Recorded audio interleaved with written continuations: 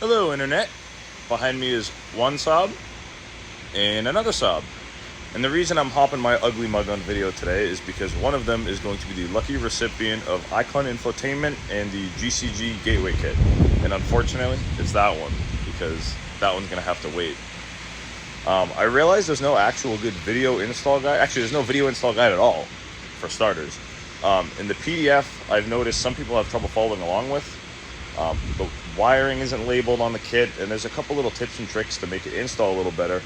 So I figured I'd take the plunge, even though I hate taking videos and I hate hearing my own voice. Here we are. I made my way in the car, and before we actually rip any of this apart and make a mess, I want to make note of one thing. The quad lock connector that comes in the GCG kit does not come with these pin locks. There has been an issue in the past where the pin bent and there was no power to the unit, and it was a big fiasco. And we found out it was just the pin.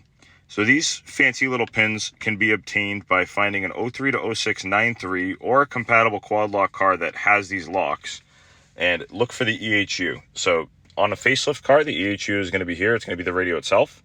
On a pre-facelift car, it's going to be the CD, or behind the CD player rather, that big metal box. This is actually an EHU connector that I've had laying around for a project, and it has them in. So the one on the right just slides in. The one on the left pops out. I'm going to have to put the phone down and show it that way, because unfortunately I was only born with two hands. Alright, so at this point I've got the connector pulled apart. There's a tab right there. I just pulled it up with a pick. And then there's a tab over here, and I pulled it out with a pick. After that, the connector should pop out, or it can make me look like a liar. And then you should be able to just slide the lock in. It's fairly simple.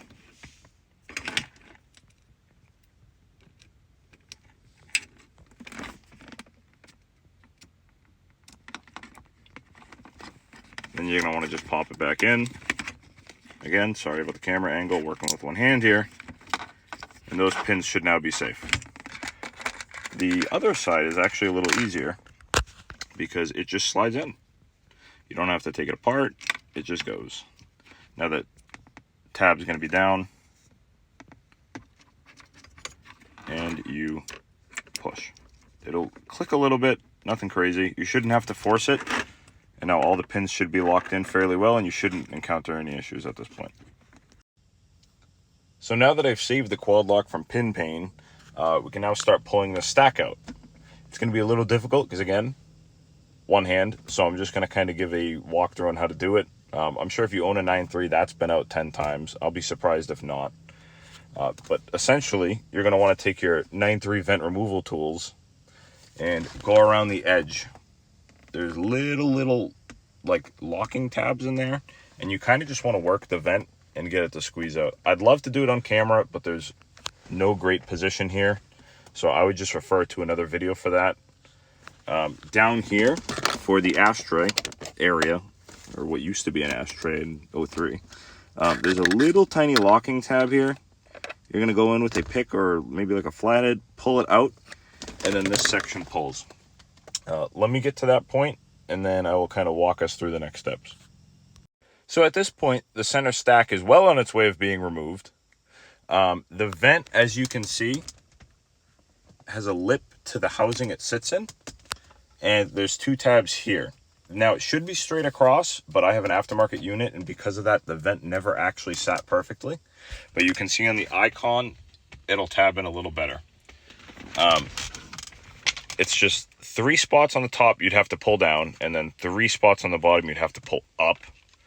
I use these professional 9.3 vent removal tools, and it's gone pretty well for me.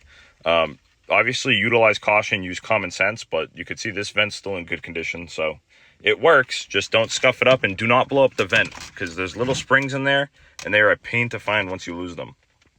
But moving downwards, on this little slot cigarette lighter area, this yellow wire, your car is not going to look like this. I have been in here. I was trying to replace the light. I broke it. Stupid me. That'll be fixed later, but don't worry about that now. This purple and blue wire should be made note of, because this is the one we're going to tap into with the GCG kit. Moving on, The next is the HVAC controls. If you can't handle taking this out, you should probably hire someone for this, because it is probably the simplest step, and you just pull. That is it. This right connector is the connector we're going to be using to tap into. It's going to be a green wire, which is the bus. So I got the radio out and I plugged the gateway in, and it kind of looks like a bowl of spaghetti at this point. The radio is fairly easy to remove. It's two T25s here and here. They're not flat, they're at an angle, and you can see that on the iQon itself. The two wires that you need are this one and this one. So one of them is going to be in the gateway itself, and then one of them is going to be in the radio connector. The one in the radio connector goes to the 12 volt, and then the one on the gateway goes to one of the two bright green wires. That is a bus wire. It can be either of the two, as long as it's one of the two. Be very, very careful. Make note, both of the wires are the same color, so you definitely want to, check twice, cut once in this situation. 12 volt radio, iBus, gateway. I'm going to snap that all together and we'll go from there. So now that we're all plugged in, we're all connected, give it a minute, let it boot up. This is actually the second time it booted up, because it did a freeze at first and then it came right back. But that's to be expected. It's happened multiple times. This is no news. So the key's on, amps turn on. That's going to be loud. But there you go. It's working. Audio's working. Everything's here. Everything's displaying. So after you confirm that everything's functional, you can kind of do the reverse process and put this mess back together. I'm going to do some cable management and tidy up some of that, because it's pretty nasty after a while. Route the USB under the console, very similar to how I had it before, and then it's good to go. Other than that, you can get the mic working, the factory mic, if you do OnStar wiring. I am going to attempt that and hopefully get some luck. Well, I have found myself in a trunk. Why? For this pretty little module here. This is the OnStar module, and we are here because we are modifying wiring. If we do not modify the wiring and you receive a phone call with your phone connected, the iQon will not pick up the audio and send it to the other person, so it's just going to sound like silence. By doing this, you're in a sense bypassing the OnStar module, so that the signal is still sent to the iQon and you'll actually get, factory mic working. You won't have to worry about playing the phone game.